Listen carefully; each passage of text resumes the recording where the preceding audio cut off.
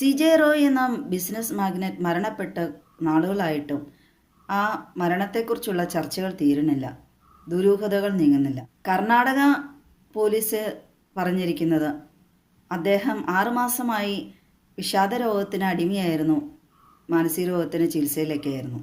അതുകൊണ്ടാണ് ആത്മഹത്യ ചെയ്തത്. കുടുംബപരമായി പ്രശ്നങ്ങളുണ്ടായിരുന്നു. അല്ലാതെ കേന്ദ്ര അന്വേഷണ ഏജൻസികളെ ഭയന്നിട്ടല്ല, അവരുടെ ഭാഗത്തൊരു തെറ്റുമില്ല. അദ്ദേഹത്തിൻ്റെ അന്ധമായ വിശ്വാസം ഞാൻ എൻ്റെ മുമ്പിലത്തെ ഒരു വീഡിയോയിൽ പറഞ്ഞിട്ടുണ്ടായിരുന്നു. 3 എന്ന സംഖ്യയെ വിശ്വസിക്കുന്ന, അതൊക്കെ മാനസിക രോഗത്തിൻ്റെ ഒരു ഭാഗമായിട്ട് കൂട്ടാം. സംഖ്യാശാസ്ത്രം അത് കൂടുതലായിട്ടും ആശ്രയിക്കുന്ന എൻ്റെ അഭിപ്രായത്തിൽ പറഞ്ഞിട്ടുണ്ടെങ്കിൽ എങ്ങനെ കൈ നനയാതെ മീൻ പിടിക്കാം എന്നുള്ളവരാണ്. അതായത് പെട്ടെന്ന് എങ്ങനെ പണക്കാരാകുന്നുള്ളത്, പ്രത്യേകിച്ച് ഈ ലോട്ടറി ഒക്കെ എടുക്കുന്നവരാണ് അതിൻ്റെ പുറകെ പോകുന്നത്. അപ്പോൾ തീർച്ചയായും CJ റോയും ഒരു അന്ധവിശ്വാസിയായതുകൊണ്ട് ഇത്തരത്തിൽ എന്തെങ്കിലും ഇല്ലീഗലായിട്ട് ഒരുപക്ഷെ പണം സമ്പാദിക്കാൻ ശ്രമിച്ചിരുന്നിരിക്കാം. 36-ാമത്തെ വയസ്സിൽ സ്വന്തം വാഹനത്തിൽ ആകാശത്തിൽ പറന്ന ആളാണ്. അപ്പോൾ തീർച്ചയായും കേന്ദ്ര അന്വേഷണ ഏജൻസികൾ നോട്ടോടാതെ ഇരിക്കില്ലല്ലോ. ആത്മഹത്യ പാപം തന്നെയാണ്.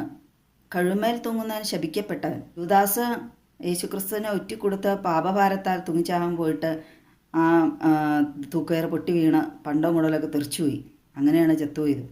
ആത്മഹത്യ ചെയ്ത ആൾക്ക് മാത്രമാണ് അയാൾ എന്തുകൊണ്ടാണ് ആത്മഹത്യ ചെയ്തതെന്ന് അറിയാൻ പറ്റുള്ളൂ. ഈ CJ റോയുടെയൊക്കെ കാര്യത്തിൽ പ്രത്യേകിച്ച് നേരത്തെ ആത്മഹത്യക്കുറിപ്പൊക്കെ തയ്യാറാക്കിയായിരിക്കും. കുടുംബവുമായിട്ട് എന്തെങ്കിലും ഇതുണ്ടായിരുന്നിരിക്കാം. അതുകൊണ്ടാണ് അദ്ദേഹത്തിൻ്റെ പ്രശസ്തമായ വാചകങ്ങളൊക്കെ ഈ 2 മാസം മുമ്പ് അദ്ദേഹം സോഷ്യൽ മീഡിയയിൽ പോസ്റ്റ് ചെയ്ത് ഈയിടെയൊക്കെ വലിയ ചർച്ചാ വിഷയമായിരുന്നു. ഭാര്യയോട് ഒരു ദിവസം അദ്ദേഹം ചോദിച്ചു, എനിക്ക് എന്തെങ്കിലും സംഭവിച്ചിട്ടുണ്ടെങ്കിൽ നീ എന്ത് ചെയ്യുന്നു?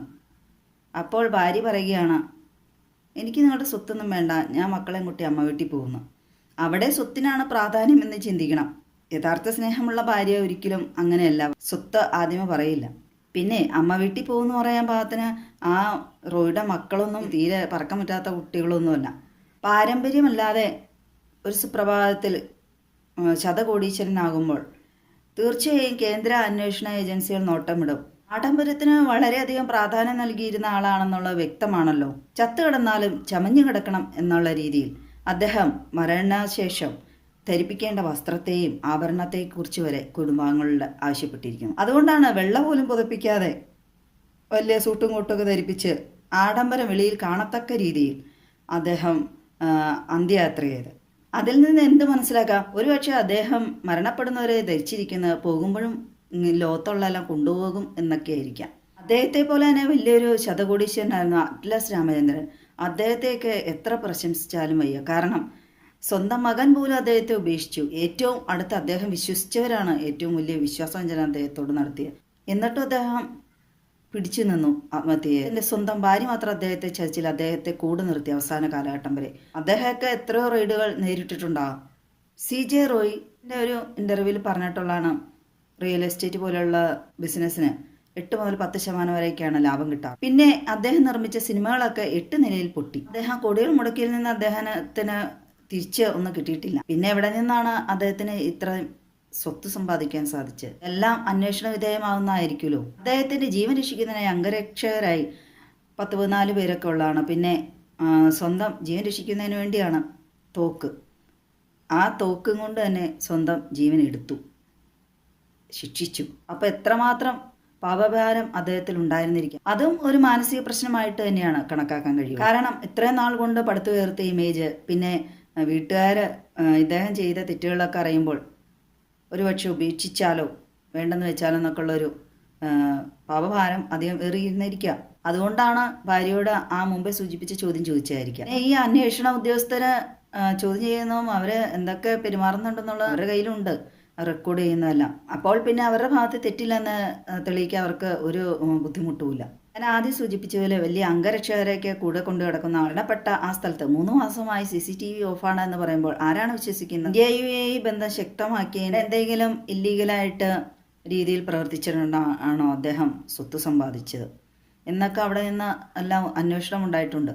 പിടിക്കപ്പെടും എന്നായ ആ ഒരു സിറ്റുവേഷനിലായിരിക്കാം ആത്മഹത്യയിലേക്ക് പോയത്. പിന്നെ ചിലവർക്കൊരു മിഥ്യാധാരണയുണ്ട്, ഇല്ലീഗലായിട്ട് ഇങ്ങനെ പണം സമ്പാദിച്ചിട്ട് അതിൻ്റെ ഒരു വിഹിതം ചാരിറ്റി എന്ന പേരിൽ കൊടുത്തിട്ടുണ്ടെങ്കിൽ ഈ കൊന്നാ പാവ തിന്നാ തീരെന്ന് പറഞ്ഞ പോലെ ആയിരിക്കാം.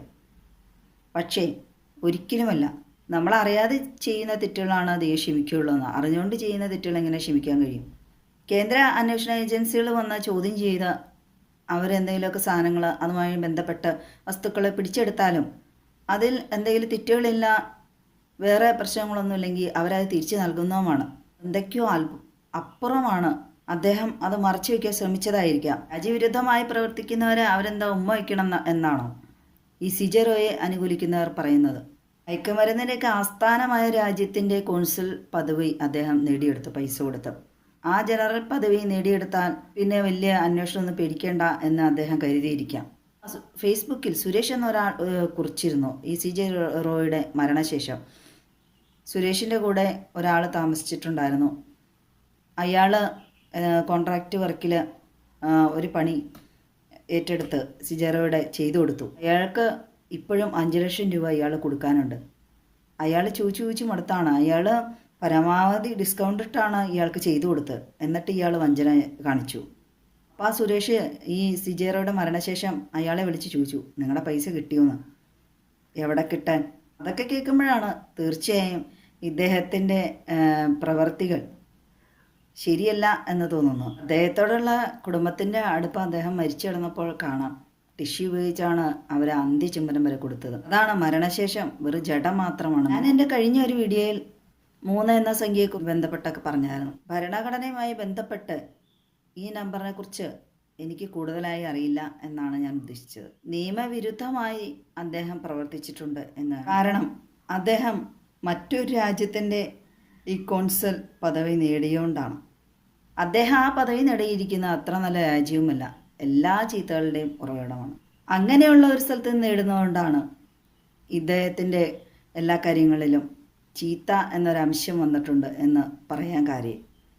അതായത് ഇദ്ദേഹം ഇല്ലീഗലി പ്രവർത്തിച്ചിട്ടുണ്ടാകാം എന്ന് പറയാൻ കാര്യം. മാത്രമല്ല അങ്ങനെ ഒരു പദവി ആ രാജ്യത്തിലെ ഏത് രാജ്യത്തു നിന്നാണോ നേടുന്നത് ആ രാജ്യത്തിൽ പൗരന്മാർക്കാണ് ലഭിക്കുകയുള്ളൂ. ഇന്ത്യക്കാരനായ ഇദ്ദേഹത്തിന് എങ്ങനെ ലഭിച്ചു എന്നുള്ളതും ദുരൂഹം.